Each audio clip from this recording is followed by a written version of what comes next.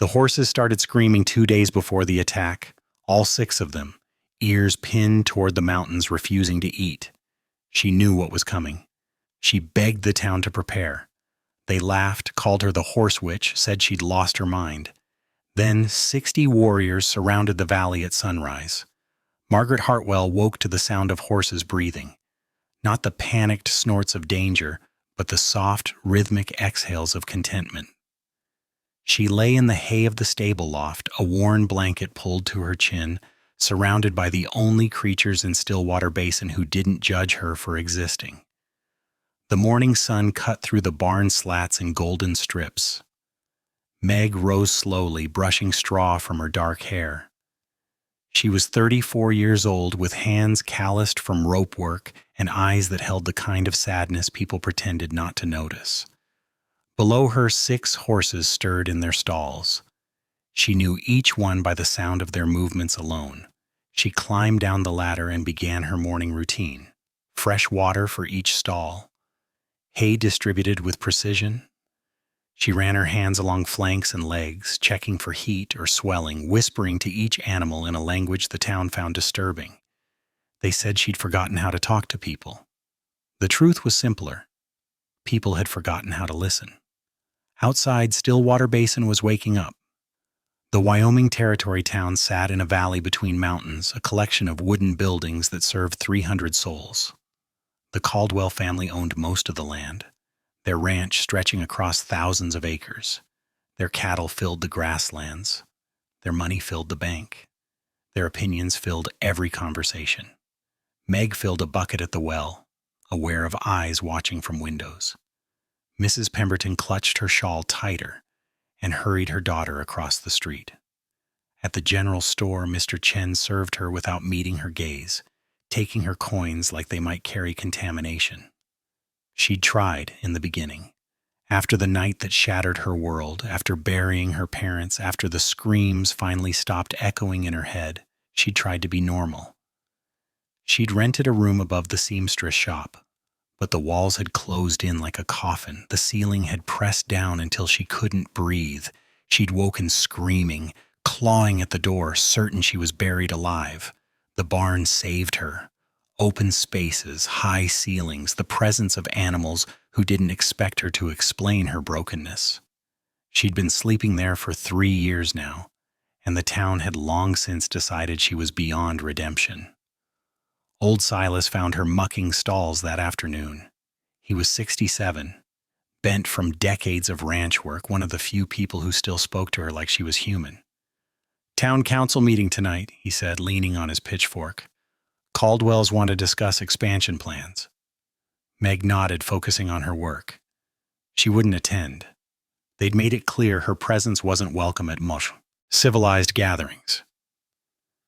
"Preston's back from Denver," Silas continued. "Heard him talking at the saloon last night, making jokes about you again." She'd expected nothing less. Preston Caldwell, golden son of the valley's richest family, had made tormenting her into entertainment. She was the punchline that never got old. "Let him talk," Meg said quietly. "Words don't hurt like people think they do." But Silas saw the tightness around her eyes. Words did hurt. They just hurt slower than fists, cutting deeper because they never quite healed.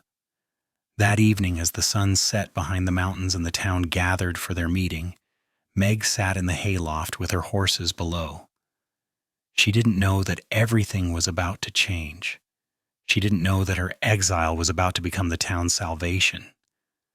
She only knew that the bay mare in the corner stall kept turning her ears eastward toward the mountain pass, listening to something Meg couldn't yet hear. The town meeting ended just after 9, and Preston Caldwell stumbled out of the community hall with whiskey courage burning in his chest. His friends followed, laughing at something he'd said, their boots loud on the wooden boardwalk. They'd been celebrating his return from Denver, where he'd supposedly learned modern ranching techniques. What he'd actually learned was how to drink imported bourbon and feel superior to everyone back home. "You know what we should do?" Preston stopped in the middle of the street, swaying slightly. "We should go see the horse witch. I bet she's having a romantic evening with that bay mare." His friends erupted in laughter. 6 men in their 20s, sons of prosperity, bored with safety and hungry for entertainment at someone else's expense. They made their way to the stable, passing the saloon where Sheriff Moss sat playing cards. He glanced up, saw the direction they were headed, and looked back down at his hand. Not his problem. Just boys being boys. Meg heard them coming. She'd been brushing down the bay mare, trying to understand why the horse kept turning toward the mountains. The animal's anxiety had been building all day, a tension Meg felt in her own chest like a warning she couldn't translate. The barn door crashed open. Preston stood silhouetted against the moonlight, his friends crowding behind him. "Evening, Meg," he drawled, pronouncing her name like it was something dirty. "Hope we're not interrupting anything intimate." She straightened slowly, brush still in hand. She'd learned not to show fear. It only made them worse. "The barn's closed," she said quietly. "The barn's closed," Preston mimicked in a high voice. "Did you hear that, boys? She talks to us like we're her horses." He stepped inside, his boots crunching on straw. "Speaking of which one's your favorite? Which one gets to sleep closest to you?" His friends laughed on cue. Meg recognized them all.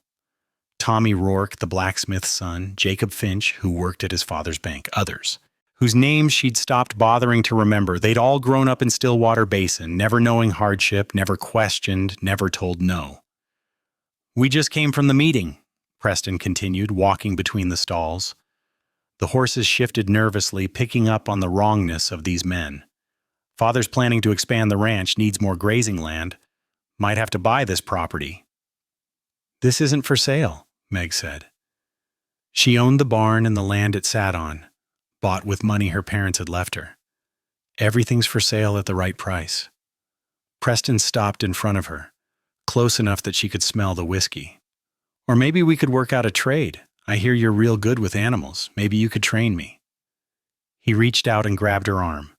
She jerked back, but his grip tightened. The bay mare behind her whinnied sharply, ears flat against her head. "Let go," Meg said, voice steady despite her racing heart. "Or what? You'll sick your horses on me?" Preston laughed, but there was something ugly in his eyes, something that had nothing to do with humor and everything to do with power. "Preston." Tommy Rourke's voice came from the doorway, uncertain. "Come on, man, we were just having fun." Preston held her for another moment, then shoved her backward.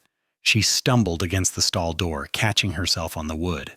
He turned away, laughing again, and his friends joined in, because that's what they did. "See you around, horse witch," he called over his shoulder. "Try not to dream about me." They left the way they'd come, loud and careless, leaving the barn door swinging open to the night. Meg stood in the darkness, breathing hard. Her arm throbbed where he'd grabbed her. Around her the horses shuffled and snorted, settling slowly. She closed the door and leaned against it, eyes closed. She tried to integrate. She tried to be acceptable. She tried to explain that her need for open spaces wasn't madness but survival. But the town had decided who she was, and nothing she did would change their minds. Behind her, the bay mare pressed her nose against Meg's shoulder. The gesture was gentle, asking if she was all right. Meg reached back and stroked the velvet muzzle. "I know," she whispered. "I feel it too. Something's coming." But she didn't know how right she was. She didn't know that in 3 days Preston Caldwell would be bleeding on her barn floor, begging for the help of the woman he'd just humiliated. She didn't know that the thing making her horses nervous wasn't a storm or a predator. It was 60 Cheyenne warriors moving through the mountain pass, and they were 2 days away from Stillwater Basin. 2 days later, all 6 horses stood at the eastern fence line, ears pricked toward the mountains, refusing breakfast. Meg had never seen anything like it, not in 15 years of working with animals. She walked the fence perimeter at dawn, studying the ground for tracks. Cougar, maybe, or wolves, but the horses weren't showing fear. This was alertness, anticipation, like they were listening to something beyond human hearing. By midday, the bay mare had worn a path along the eastern fence, pacing back and forth. The others joined her, creating a nervous cluster that set Meg's teeth on edge. She knew horses the way some people knew books. Every flick of an ear, every shift of weight told her something. And right now, they were screaming a warning she couldn't understand. She saddled the bay and rode into town.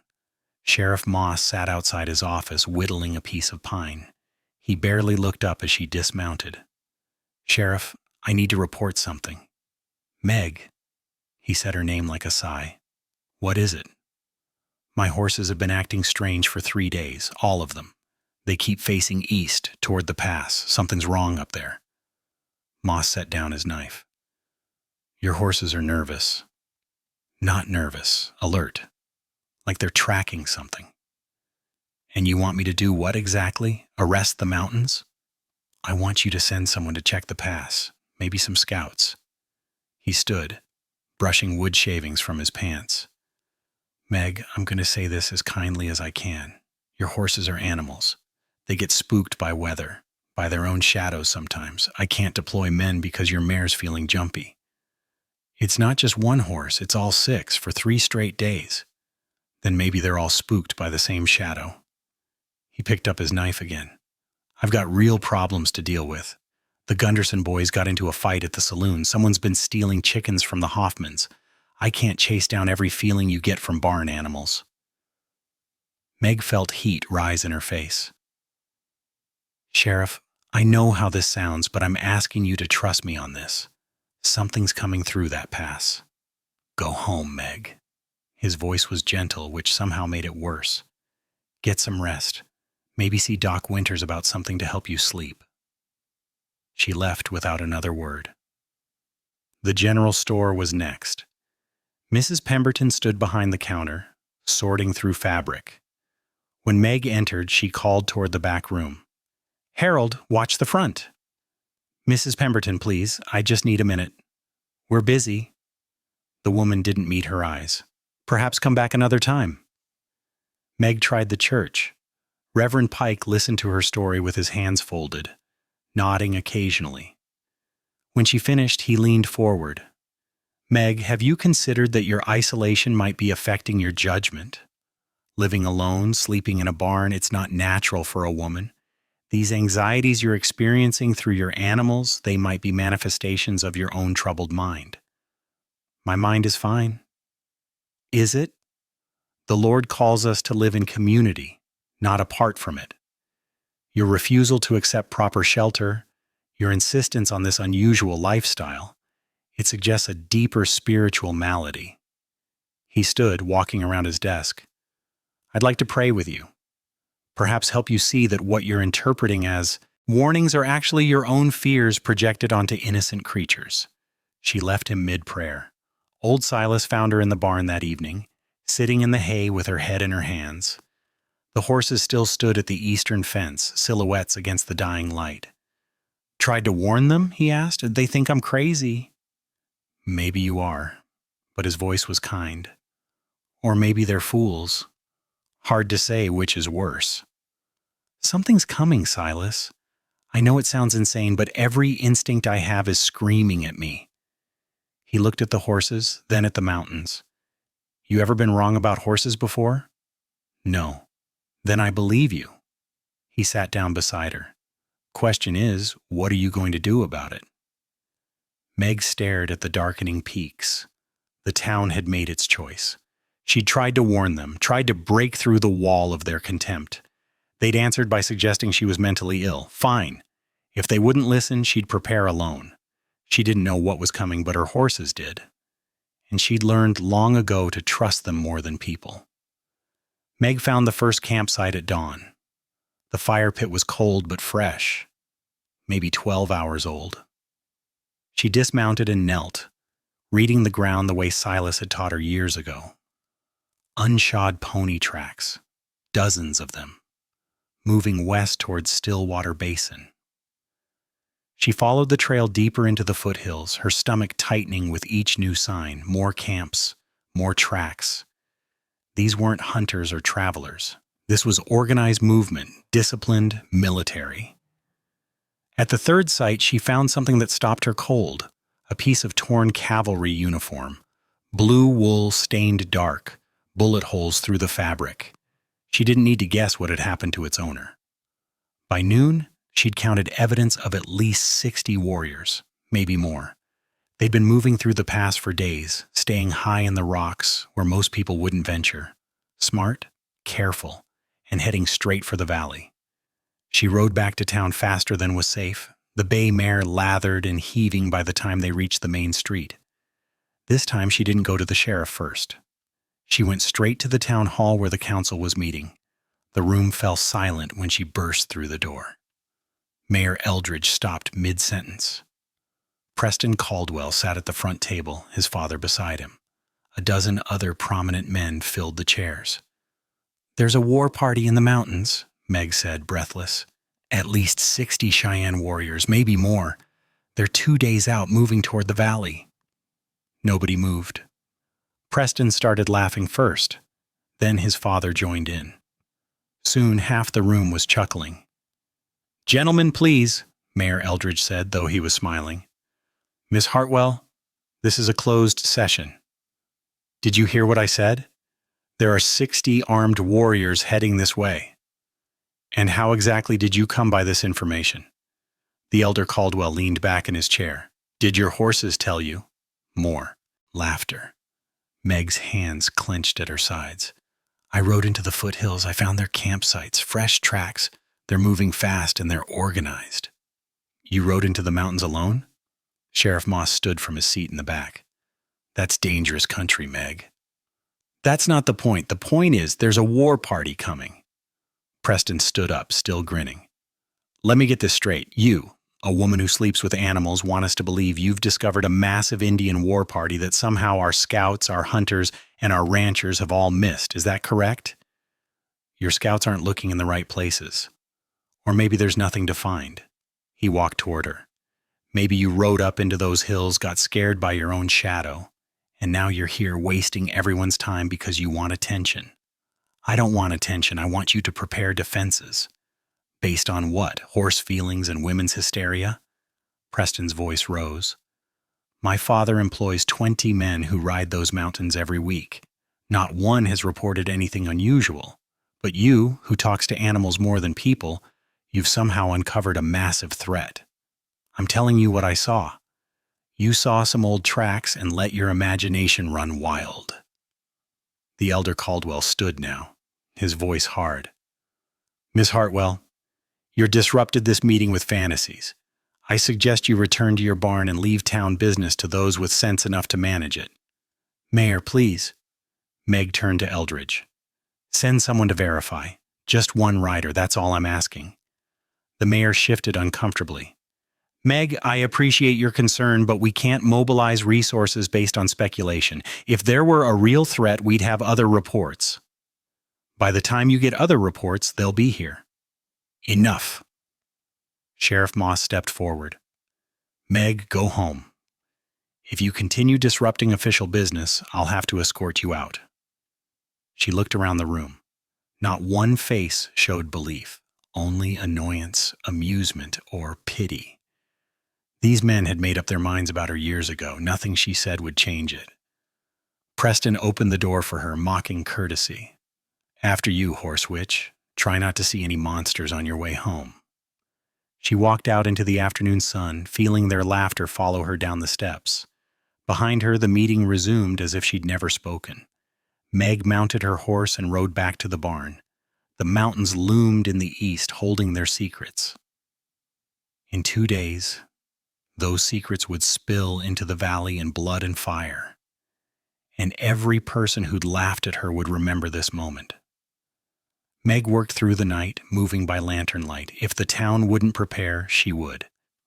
Silas arrived at midnight with a wagon full of supplies he'd quietly borrowed from the Caldwell Ranch stores. Flour, salt pork, ammunition, things that wouldn't be missed until it was too late.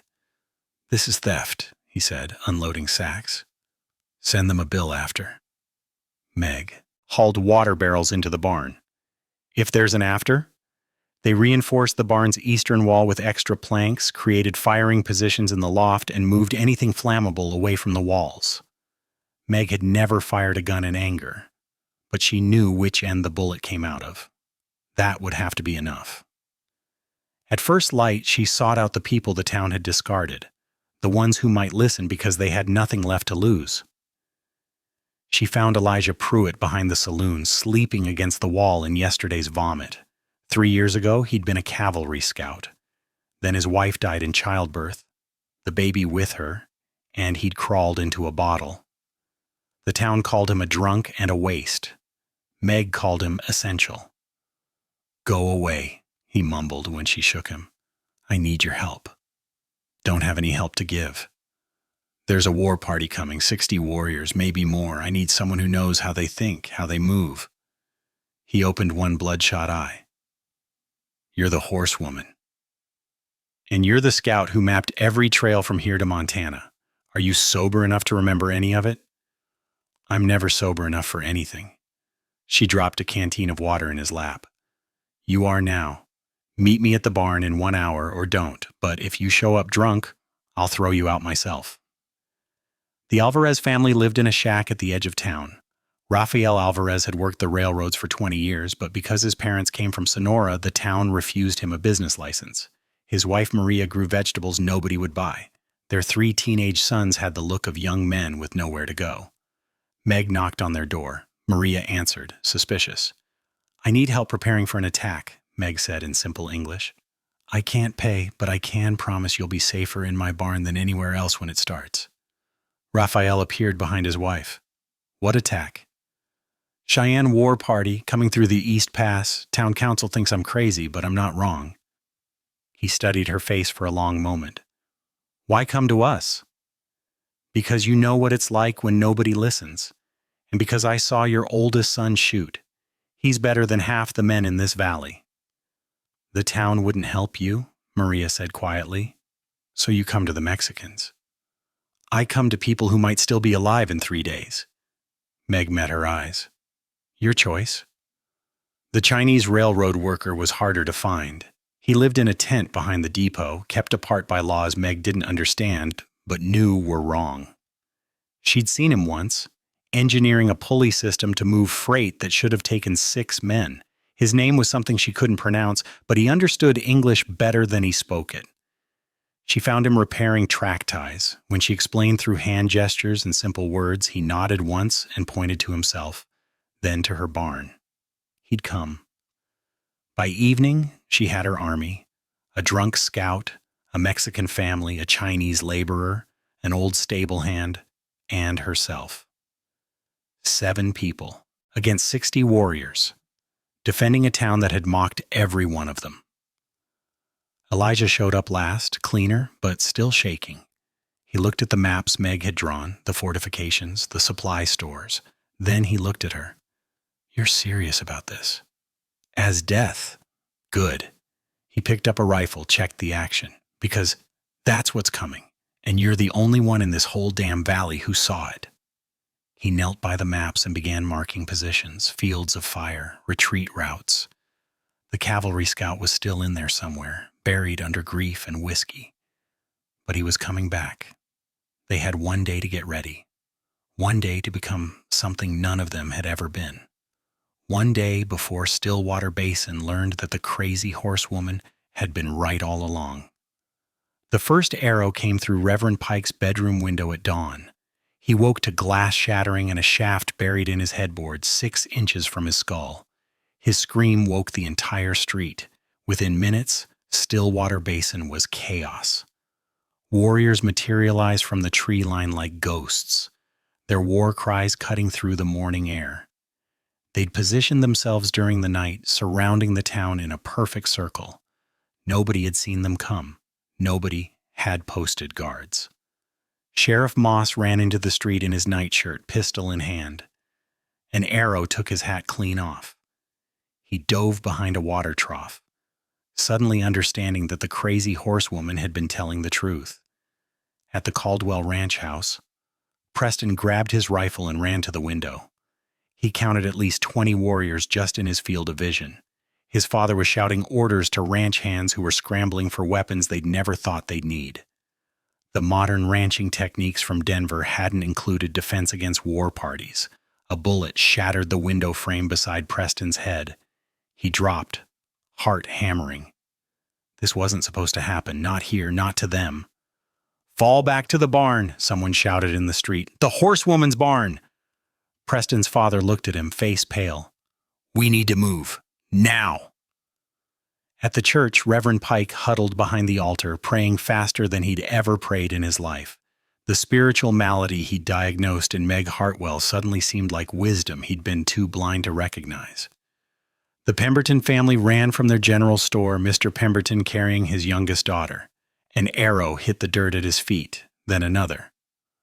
Warriors on horseback were herding them, driving them like cattle toward the center of town. Mayor Eldridge stumbled out of his house, saw the carnage, and immediately understood the scope of his failure. He'd dismissed Meg's warning as fantasy. Now 3 buildings were burning, and people were dying.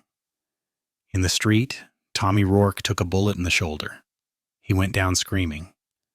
2 ranch hands dragged him toward cover, but there was no cover. The Cheyenne had planned this perfectly, catching the town at its most vulnerable, completely unprepared. "The barn!" The shout went up again. "Everyone to Hartwell's barn!" They ran. Families, businessmen, ranch hands, all the people who'd laughed at Meg 2 days ago now sprinted toward her property like it was the only safe place in the world. Because it was. Preston helped his father across the open ground, bullets kicking up dust around them.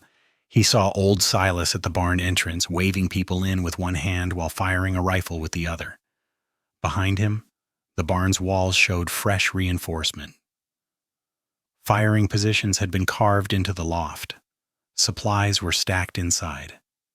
She'd prepared. While they'd laughed, she'd prepared. Preston and his father crashed through the barn door. Inside, it was organized chaos. The Mexican family was distributing weapons. The Chinese worker had rigged some kind of pulley system for moving ammunition. And in the center of it all stood Meg Hartwell, calm as Sunday morning, directing people to positions like a general. Elijah Pruitt, the town drunk, was stone sober and commanding the loft defense. He looked different, focused, dangerous. More townspeople poured in. Mrs. Pemberton with her children, the bank owner, the seamstress, all the proper people who'd whispered about Meg sleeping in this very barn. Now they huddled in her straw behind her walls, protected by her foresight. Sheriff Moss was last through the door, blood running from a gash on his forehead. He looked at Meg, and for once, had nothing to say. "Bar the door," she ordered. "Raphael, get those children to the back. Elijah, what are we looking at?" The scout moved to a gap in the wall, peering out. 60 warriors, maybe more. They're forming up for a siege. They know we're trapped. "They know we're fortified," Meg corrected. "There's a difference." Preston stared at her. This wasn't the broken woman he'd grabbed in this barn 3 days ago. This was someone else entirely. Someone who'd been ready when the rest of them were sleeping. Outside, the warriors tightened their circle. Stillwater Basin had become a prison, and the only thing standing between its people and death was the woman they'd called crazy. Meg whistled sharp and high. In the paddock behind the barn, her bay mare's head snapped up. The horse bolted toward the back gate, another horse following. They disappeared into the trees at a dead run, heading west toward Fort Rollins. "What did you just do?" Sheriff Moss demanded. "Sent for help. Those horses know the mountain trails better than any rider. They'll reach the fort in 8 hours. Horses can't ask for help." "No, but soldiers recognize riderless cavalry horses running flat out. They'll investigate." She turned to Elijah. "How long can we hold?" "Depends on their patience. They could starve us out in a week, or they could rush us tonight." He squinted through the gap. "But they're cautious. They've seen the defenses. They know we're not the easy target they expected." A bullet punched through the barn wall, splintering wood. Everyone ducked. Meg didn't. Return fire, loft positions only. Don't waste ammunition on shots that won't hit. She moved through the barn like she'd planned this 100 times. Maria, how's our water? 4 barrels, maybe 3 days if we're careful. Make it 5. Raphael, that pulley system your son built, can we use it to move supplies without exposing anyone?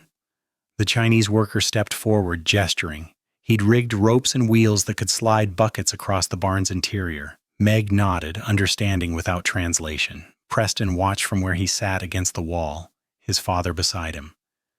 The elder Caldwell's face was gray, chest heaving. The run from the ranch house had nearly killed him. You planned all this, Preston said to Meg. The fortifications, the supplies, the people. She glanced at him. Someone had to. We should have listened. Yes, you should have. No anger in her voice, just fact. She moved on to the next crisis, leaving him with that simple truth. The siege settled into rhythm. The Cheyenne warriors tested the defenses with sporadic fire, probing for weakness. They found none. Elijah's positioning was perfect. The Alvarez boys could shoot. Even the Chinese worker, who'd never held a rifle before yesterday, learned fast. But Meg's real weapon was her horses. She whistled commands through gaps in the wall, and the remaining 4 animals responded like extensions of her will. They created diversions, drawing fire away from weak points. They triggered false alarms that scattered warriors preparing to charge. Once, she sent the black stallion thundering past the enemy's left flank, causing enough confusion for Silas to relocate ammunition stores. How are you doing that? Reverend Pike asked, watching in disbelief. I talked to them. They listen. It's not complicated. She reloaded a rifle and handed it to Mrs. Pemberton, who took it with shaking hands. Aim low. The kick will bring it up. By noon, the Cheyenne adjusted their strategy. They stopped testing and started waiting. This would be a siege after all. They had time. They had numbers. Eventually, the barn would run out of water or ammunition or hope. But they hadn't counted on Meg knowing every canyon, every hidden trail, every water source within 10 miles. She'd spent 3 years riding this country alone while the town slept safe. She knew things their scouts didn't. Elijah, that creek bed 200 yards north. Can you see it from here? Barely. Why?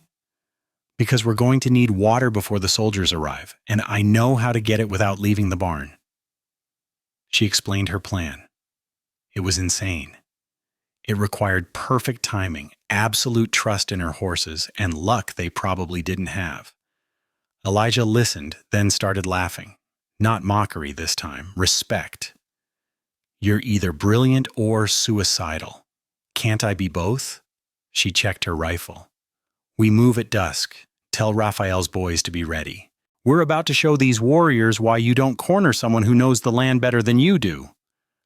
Outside, the sun tracked westward. The warriors waited. Inside the barn, the woman they'd called crazy prepared to do something impossible. And for the first time in 3 years, the people of Stillwater Basin were grateful she'd never learned to be normal. Dusk came painted in orange and red. Meg stood at the barn's rear door, hand on the latch. Behind her, Raphael's oldest son held a bucket. The Chinese worker had rope coiled over his shoulder. Everyone else maintained their positions, keeping the warriors' attention fixed on the front. When I open this door, you'll have 90 seconds, Elijah called from the loft. Maybe less. They'll spot the movement and redirect. Meg nodded. She whistled low, a sound that barely carried past the walls. From somewhere in the growing darkness, an answering whinny. She opened the door. The gray gelding stood 15 feet away, positioned exactly where she'd taught him. On his back, tied with leather straps, were 2 empty water skins. Raphael's son ran, grabbed the skins, and sprinted back. 30 seconds.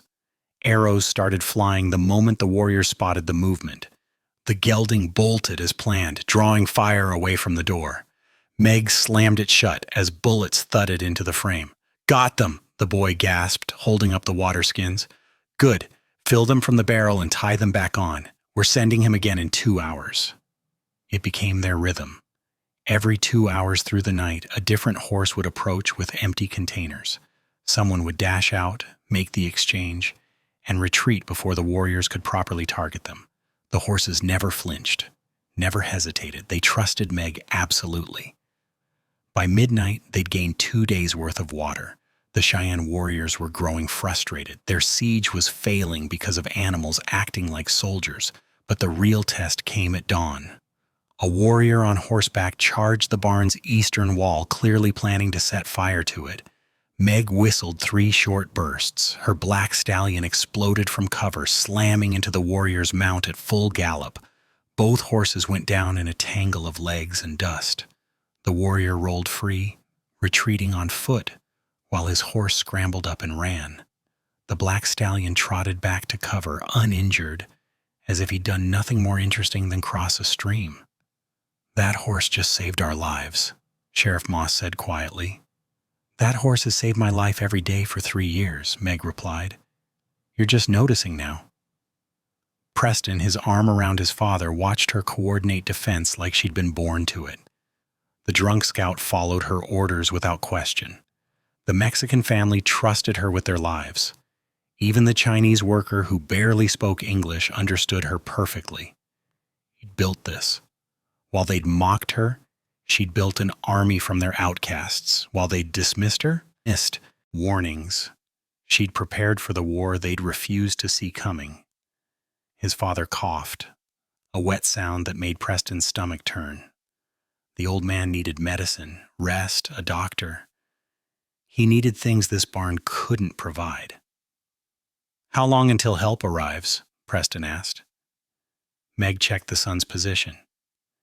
"If the horses made it through, soldiers could be here by noon. If they didn't, we're on our own." "And if we're on our own?" She met his eyes. "Then we hold until we can't anymore, same as we've been doing." "I'm sorry," he said suddenly, "for what I did, what I said, all of it." "Save your apology for after," Meg replied. "Guilt doesn't stop bullets." But something in her face had softened, just slightly. Enough to show that maybe somewhere under the competence and the anger she still remembered what forgiveness felt like. Outside, the warriors regrouped. They'd realized this barn was defended by more than luck. Someone inside knew tactics, knew the land, knew how to turn animals into weapons. This wouldn't be the easy raid they'd planned. Inside, Meg reloaded weapons and redistributed ammunition. Her hands never shook. Her voice never wavered. And every person in that barn, even the ones who'd laughed at her days ago, understood they were alive because she'd refused to be normal. The sun climbed higher. The siege continued. And somewhere in the distance, if prayers meant anything at all, cavalry horses were running. The bugle call came at 11:30, clear and bright across the valley.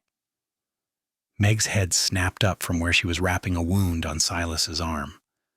That sound meant one thing: cavalry. Through the gaps in the walls, she saw the Cheyenne warriors turning, confusion rippling through their ranks. Then she saw the dust cloud rising from the west. 50 soldiers riding hard, led by her bay mare and the roan gelding she'd sent the previous dawn. "They made it," Elijah breathed. "Those horses actually made it." The cavalry commander saw the siege instantly and deployed his men with precision. They'd been riding for hours at forced march, following 2 panicked horses that had shown up at the fort covered in sweat and fear. The fort's stable master had recognized them as broken cavalry mounts and knew something catastrophic must have happened. He'd been right. The Cheyenne warriors found themselves suddenly surrounded. The hunters had become the hunted. Their carefully planned siege shattered as soldiers flanked them from 3 sides, using the terrain exactly as Elijah predicted they would.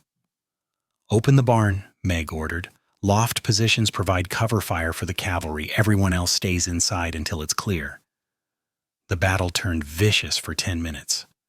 Warriors who'd expected an easy raid against unprepared townspeople now faced trained soldiers and defensive fire from the barn. Some fought, others melted into the tree line, recognizing a losing position when they saw one. By noon, it was over. The surviving warriors had retreated into the mountains, leaving behind their dead and the burned buildings of Stillwater Basin. The cavalry commander dismounted at the barn entrance, dusty and exhausted. "Who's in command here?" he called. "I am." Meg stepped forward. Sheriff Moss started to speak, then stopped. It was true. She'd been in command from the moment this started. The commander looked at her, then at the fortified barn, the organized defense, the townspeople emerging carefully from cover. "You're the one who sent the horses." "Yes, sir. The town was under siege. We needed help." "How many casualties?" 7 wounded, 3 dead. She gestured to where bodies lay covered near the church. "Could have been everyone if we hadn't prepared." "Prepared?" He looked around at the burning buildings, the scattered supplies. "Ma'am, this town wasn't prepared for anything." "The barn was, and the barn held." He studied her face, understanding dawning. "You knew they were coming." "I tried to warn people. They didn't listen."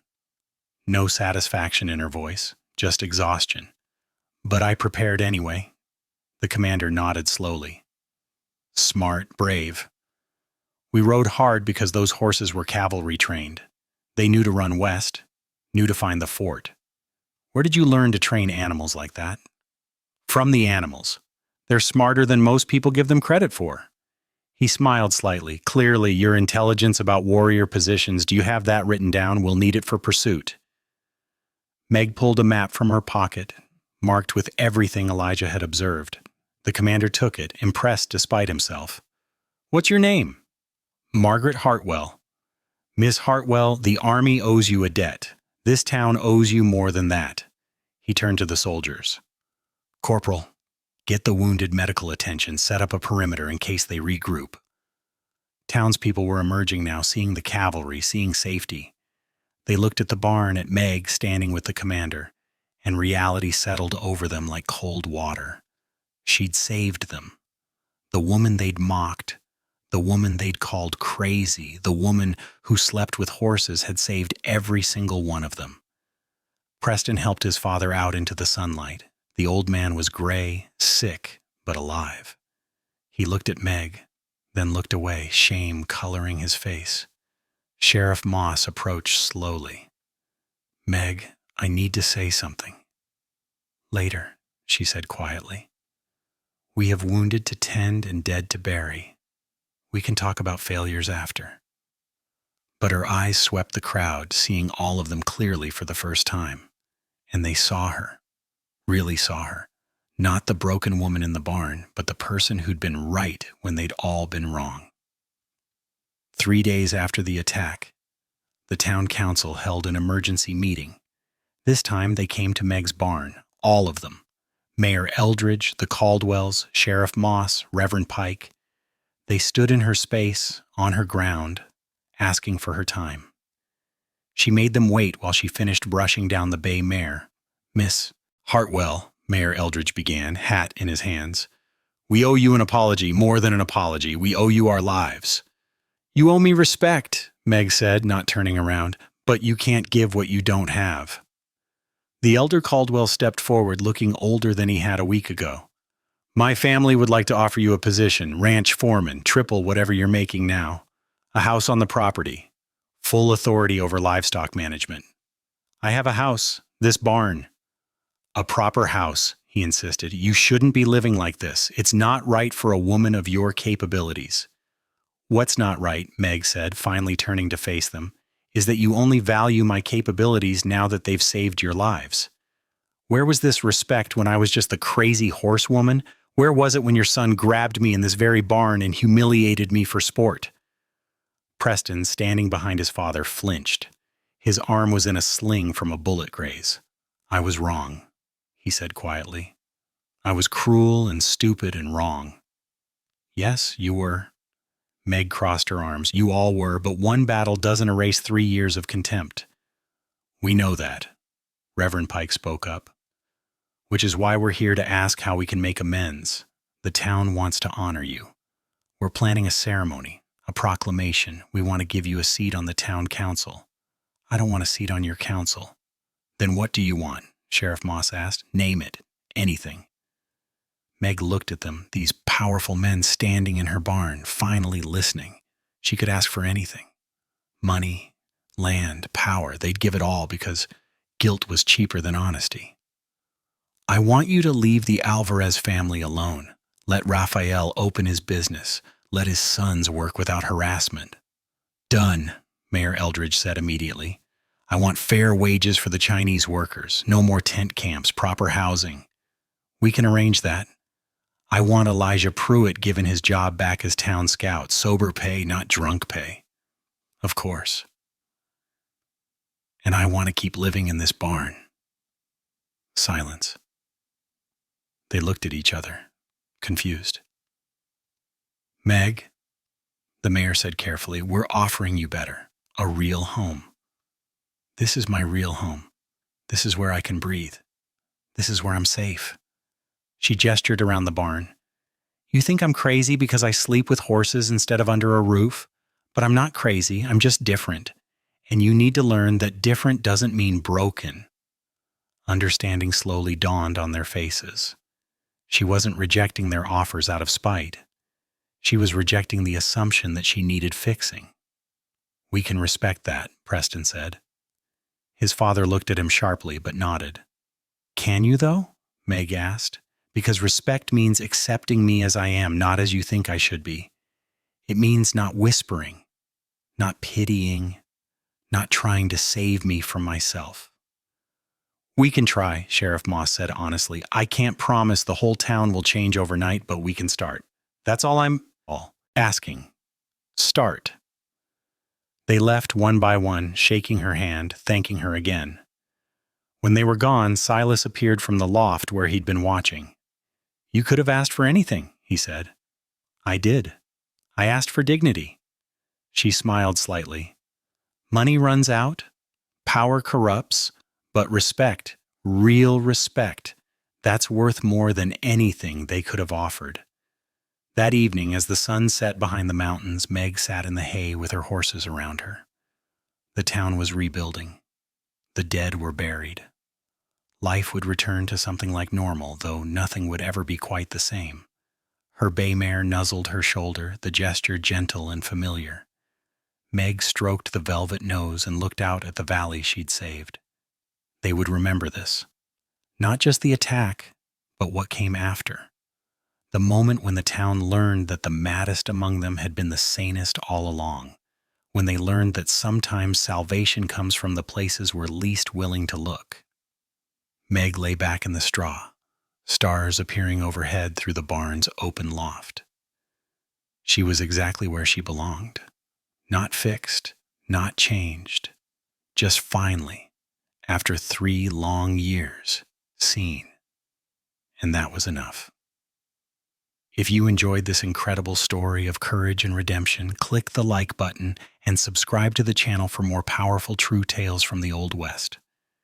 Share this story with someone who needs to hear that being different isn't the same as being broken. Tomorrow, we'll bring you another amazing journey of survival and transformation.